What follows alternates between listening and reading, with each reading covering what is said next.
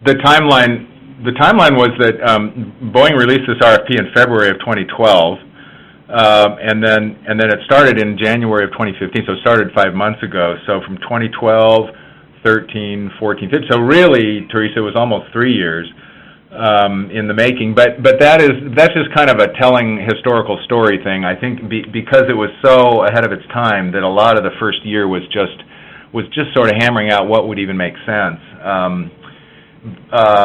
And then, now we have a lot of entities who want to kind of do that, and it doesn't take anywhere near that time. We have one entity, a government entity, that we're in the middle of talking to that will start in 1/1/16, so 7 months from now. And their whole thing, I think it's fair to say their whole thing would be about 18 months before the start date. We have a couple other employers, household names, that are planning on 1/1/17. So they're just starting that 18-month lead time. I think we'll see that compress as we all learn what we're doing better, and really just sit down and say, this is how it works. You got to have this thing in there. You got to have this, and this, and there won't be quite so much debate about every little feature, which is what the Boeing thing had to contend with.